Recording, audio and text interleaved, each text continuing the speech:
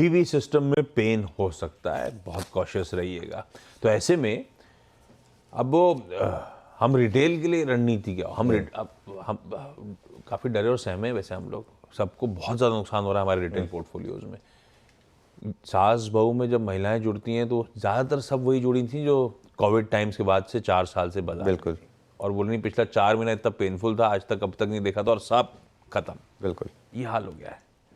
देखिए, ऐसा है कि जो कोविड के तुरंत बाद आए थे, मेरे ख्याल से वो अभी भी ठीक ठाक हैं, क्योंकि तब निफ्टी आई थिंक 9,000 10,000 तक गया था और उस समय के मिड कैप्स भी काफ़ी ब्रूटल थे। उनको अभी भी शायद दिक्कत नहीं है। मेरे ख्याल से दिक्कत पता है किन की है, जो मार्केट में एकदम वो जून के बाद की जो रैली में फंसे हैं उनकी दिक्कत है मेन। अच्छा, रिटेल जो है ना फंसा है काफ़ी स्टॉक्स। मैं आपको एक लिस्ट दिखा रहा हूँ और ये लिस्ट मैंने रैंडमली नहीं ली है। ये लिस्ट जो है ना, मैं हमेशा सिर्फ टॉप ट्रेडेड स्टॉक्स देखता हूँ, टॉप ट्रेडेड स्टॉक्स, और जहाँ पर ये सारे वो स्टॉक्स हैं जिनमें रिटेल की शायद सबसे ज़्यादा होल्डिंग्स हैं। ओला 52% गिरा है अपने हाई से, वोडा आइडिया 51% गिरा अपने हाई से, येस बैंक 44% गिरा अपने हाई से, आरबीएल बैंक 43% गिरा अपने हाई से, कल्याण ज्वेलर्स जिसका पिछले 4-5 दिन में कल्याण हुआ है 39% गिरा है, और आईआरएफसी, सब रेलवे स्टॉक्स की बात करते हैं, 38% गिरा है। इसमें मैं जैसे कह रहा हूँ ना, मैंने कोई भेदभाव नहीं किया, मैंने सिर्फ टॉप ट्रेडेड स्टॉक्स निकाले और उसमें से टॉप 6 या 7 निकाले जहाँ पर रिटेल की काफ़ी होल्डिंग रही होगी।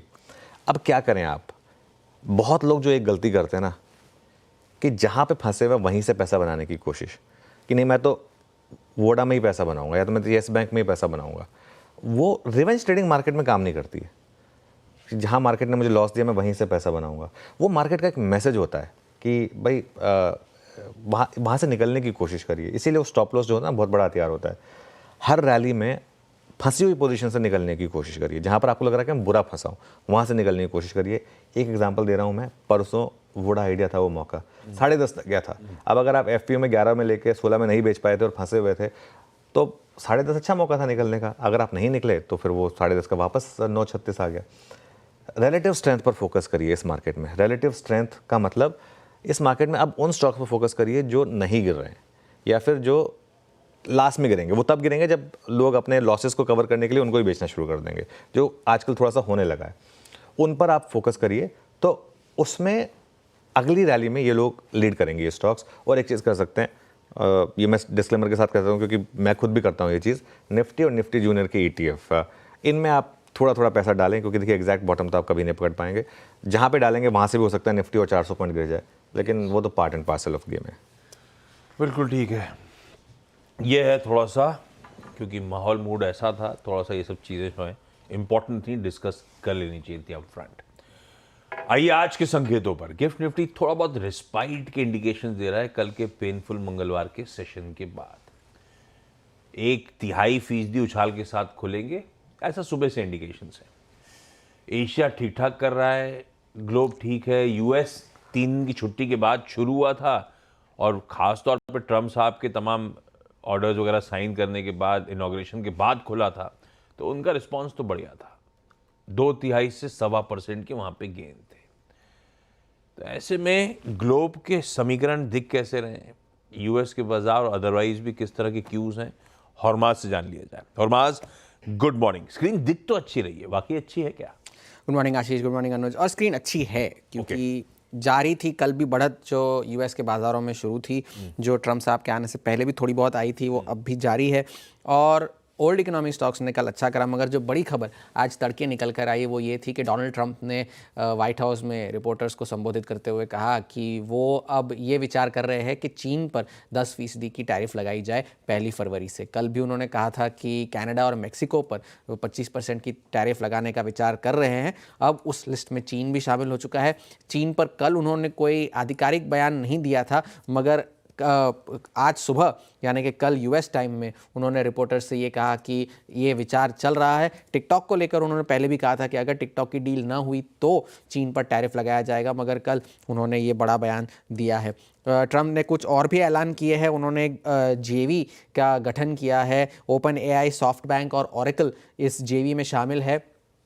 AI इंफ्रास्ट्रक्चर को फंड करने के लिए $100 बिलियन का पहला निवेश होगा और उस निवेश को बढ़ाकर $500 बिलियन तक बढ़ाया जाएगा। और इस जेवी में माइक्रोसॉफ्ट और एनवीडिया जैसी कंपनियां भी शामिल हो सकती है, मगर फिलहाल के लिए ये 3 कंपनियों की जेवी बनाई गई है। और टिकटॉक को लेकर उन्होंने कहा कि अगर इलॉन मस्क या लैरी एलिसन जो कि ओरेकल के फाउंडर है, वो अगर मिलकर जॉइंट वेंचर में यूएस के तरफ से अगर टिकटॉक खरीदना चाहे तो उन्हें कोई एतराज़ नहीं होगा। और जो इमिग्रेशन एजेंट्स हैं उनको उन्होंने ये अधिकार दिया है कि अब आप जाकर स्कूल्स और चर्चेज में भी गिरफ्तारियां कर सकते हैं। पहले उन्हें वो प्रोटेक्टेड एरियाज माने जाते थे, अब वहाँ पर भी जाकर आप गिरफ्तारियां कर सकते हैं डिपोर्टेशन के लिए। तो ये एक नया ऐलान डोनाल्ड ट्रंप ने कल किया।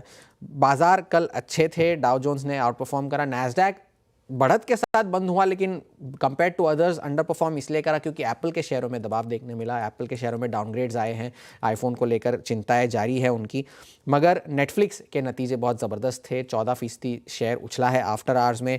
चाहे वो आय हो, EPS हो, रेवेन्यू गाइडेंस में बढ़ोतरी हो, हर पैमाने पर नेटफ्लिक्स के नतीजे बहुत शानदार थे। और 300 मिलियन अब पेड सब्सक्राइबर्स उनके हो चुके हैं। ये आखिरी क्वार्टर था जिसमें उन्होंने पेड सब्सक्राइबर्स की जानकारी दी है।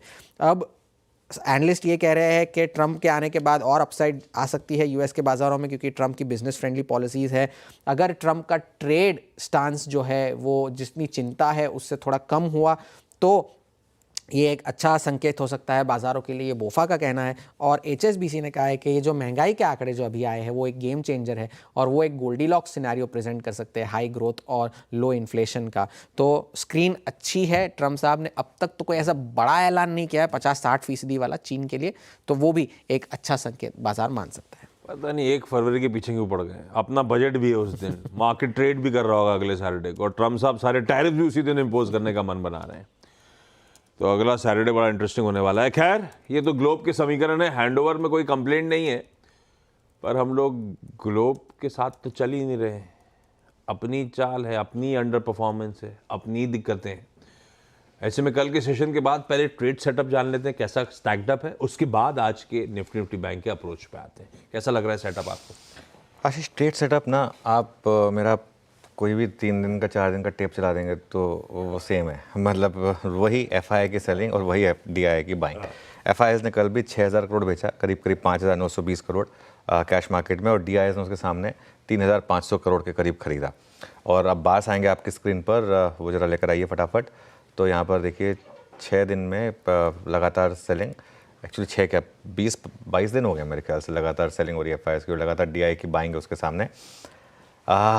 ये थोड़ा सा सेलिंग लगातार कायम है FIIs की, हालांकि वॉल्यूम्स अभी भी उनके DIIs के बराबर ही है।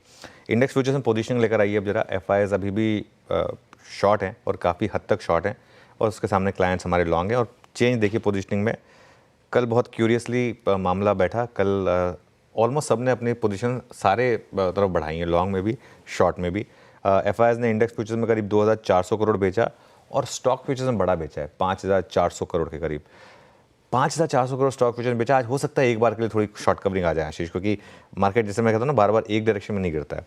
निफ्टी फ्यूचर्स में 1400 करोड़ की सेलिंग है, निफ्टी बैंक फ्यूचर्स में 1000 करोड़ की सेलिंग है, और वो ट्रेंड आएगा आपकी स्क्रीन पर। वो निफ्टी बैंक में देखिए, जैसे मैं कह रहा हूँ ना, ये मिलकर हमको पागल बना रही है, वही वाली बात हो रही है। एक दिन सेलिंग, फिर बाइंग, फिर सेलिंग, और निफ्टी बैंक भी इसी तरीके से बिहेव भी कर रहा है। लॉन्ग शॉर्ट जैसा मैंने कहा 21600 शॉर्ट ऐड हुए, 4815 लॉन्ग ऐड हुए, और वो ग्राफ आएगा आपकी स्क्रीन पर। और देखिए अब आप किस तरीके से, ओके पहले टेबल आ गई, 3,50,000 शॉर्ट हैं अब हम, 17% नेट लॉन्ग पोजीशन है। मतलब मोटा मोटी हम almost highest ever short positioning पर पहुंच गए हैं, जो आपको स्क्रीन पर भी दिखाई देगा। देखिए कुछ तो मार्केट को चाहिए, और इसलिए हमने बजट की थीम इस बार ली है मेक और ब्रेक। क्योंकि अगर ट्रस्ट में, अगर बजट में फोकस नहीं हुआ वो कैपेक्स बढ़ाने को लेकर, और बजट में अगर फोकस नहीं हुआ कंजम्पशन को इम्प्रूव करने पर, तो मुझे लग रहा है कि मार्केट में और दिक्कत बढ़ सकती है। और मैं फ्रैंकली बोलूँ ना, मैं तो रिक्वेस्ट करूँगा मैडम फाइनेंस मिनिस्टर से, एक बार के लिए अगर फिस्कल डेफिसिट पे थोड़ा कॉम्प्रोमाइज़ भी करना पड़े तो नहीं डरना चाहिए। इस समय मार्केट की ज़रूरत कुछ और है, कंजम्पशन बढ़ाने की ज़रूरत है, वरना बहुत दिक्कत बढ़ सकती है इस बाज़ार की। इंडिया विक्स कल 4% बढ़ा और 17 के ऊपर बंद हुआ है जून के बाद पहली बार, और निफ्टी का पुट कॉल रेशियो 0.77। लेकिन अब इस एनालिसिस का भी कोई मीनिंग रह नहीं गया है। क्यों? क्योंकि पहले होता था कि 0.7, 0.65, 0.8, यहाँ पर कवरिंग आ जाती है, अब तो वो भी नहीं होता है मार्केट में। बैन की जहाँ तक बात है, 2 स्टॉक ऐड हुए हैं, डिक्सन और MGL, और बाहर कोई नहीं आया स्टॉक बैन से। तो ये कुल मिलाकर आज का ट्रेड सेटअप। बिल्कुल ठीक, ये है सेटअप अपना। निफ्टी कल का स्क्रीन्स पर आएगा, वॉलेटिलिटी पेन सब दिखेगा, पर कल सुबह चर्चा हो रही थी जब तक बहुत ज़्यादा